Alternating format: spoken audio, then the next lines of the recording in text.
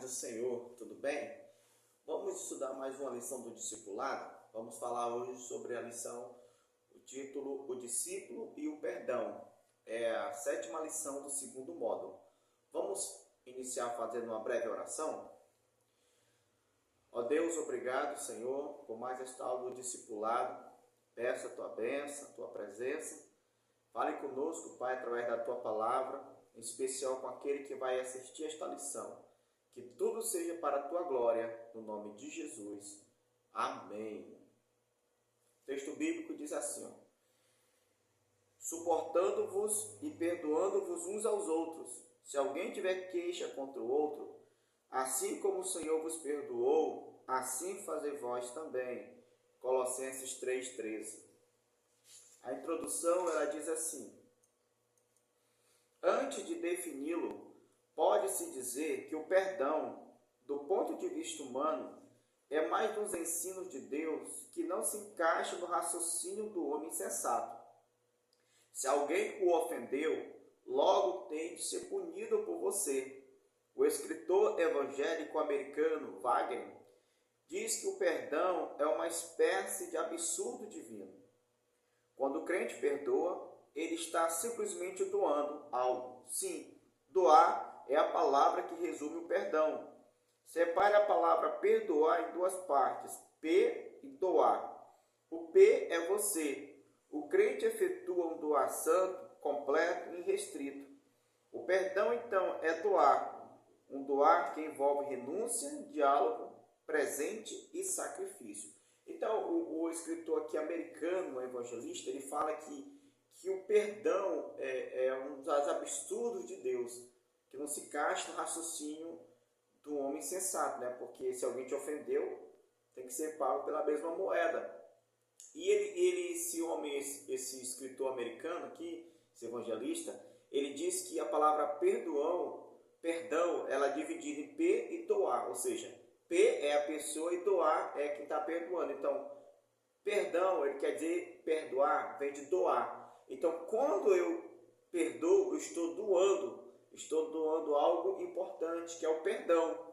E isso vai envolver algumas coisas para, de fato, liberar o verdadeiro perdão, né? Mas o perdão é algo bíblico e que também tem que fazer parte da nossa vida, certo? O primeiro tópico diz assim, a origem do perdão. Você não consegue perdoar sem que esta capacidade venha de uma outra fonte. O homem peca infinitamente, mas só é capaz de perdoar finitamente. Deus é esta fonte do perdão. O crente foi perdoado por Deus. Isto é assegurado por Jesus, que quitou a dívida que o homem jamais pagaria. O perdão é, antes de tudo, o relacionamento entre você e Deus. Lembre que recebeu esta dádiva do Senhor e que Ele é capaz de lhe tornar perdoador também. O Salmo 130, versículo 4 diz que contigo está o perdão para que tu sejas temido. Então, o primeiro tópico que ele já vai falando, a origem do perdão. Quem nos dá a capacidade de perdoar é Deus. Como diz aqui o comentarista, o homem ele peca infinitamente e ele é finito para perdoar. Então, só Deus pode nos dar a capacidade de liberar perdão sempre quando for necessário. Porque Ele nos perdoou, né? E através de Deus, nós temos essa capacidade também de perdoar. Assim como Ele nos perdoou, né? Assim também, através de Deus, nós podemos sim viver a prática do perdão no nosso dia a dia. Aleluia. O primeiro ponto, ele fala assim, o que não é perdão. Então, nessa primeira parte aqui, vamos entender um pouco o que não é o verdadeiro perdão. Letra A. Não é só esquecer.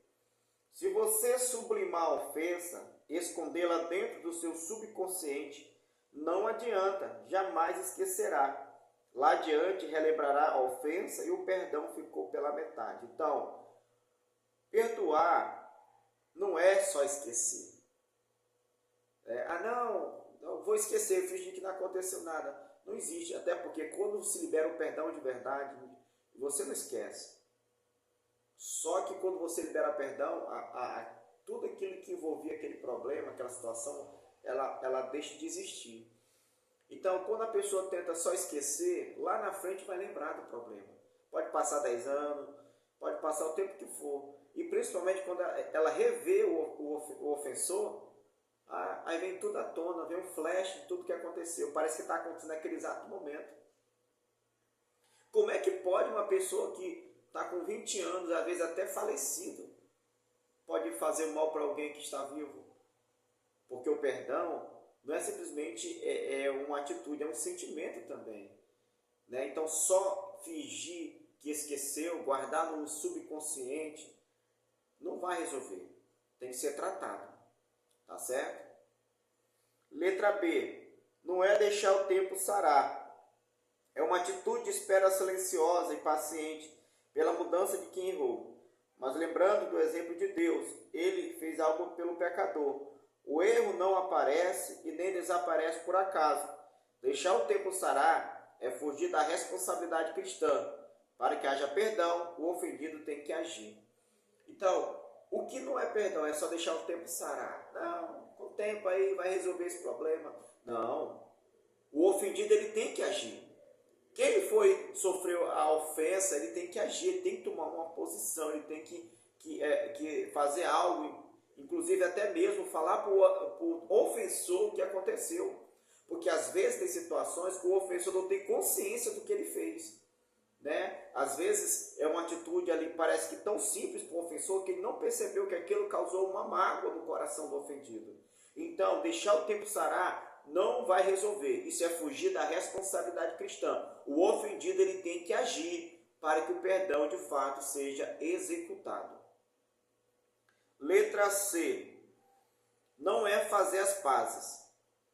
Quem errou tem de saber claramente que é um transgressor. Tanto o perdoador e o perdoado têm que ter consciência da falha cometida para seguir adiante e concretizarem. Então, perdoar não é só fazer as pazes. Não que quando haja um perdão não aconteça assim fazer as pazes entre ambos, né? Entre o ofendido e o ofensor. Mas o que está querendo dizer aqui a lição, o comentarista, é que não é apenas isso. Por exemplo, houve aquela ofensa, aí alguém não, faz as pazes, aí pega a mão no outro, tal, pega a mão, às vezes dá um abraço. Só que o ofendido fica aquilo no coração dele. Ele fez algo contra mim. E aquilo vai ficar, aquela mágoa, né, ela vai crescer para uma rede de amargura, pode gerar coisas piores no coração do ofendido. Então, o ofensor ele tem que entender que houve uma ofensa. E o ofendido também tem que deixar claro que ele sentiu ofendido por aquilo. Então, o perdão não é apenas fazer as pazes, melhor dizendo, como se nada tivesse acontecido. Entende? Então, só fazer as pazes, isso não é perdão. Letra D. Não é apenas dizer, eu perdoo. Você não pode evitar a dor do sacrifício. Quem ama, perdoa. E padece, porque o amor tudo sofre. Somente as palavras não causam efeito algum. Então, perdoar não é só dizer, eu perdoo. Não, porque falar é muito fácil.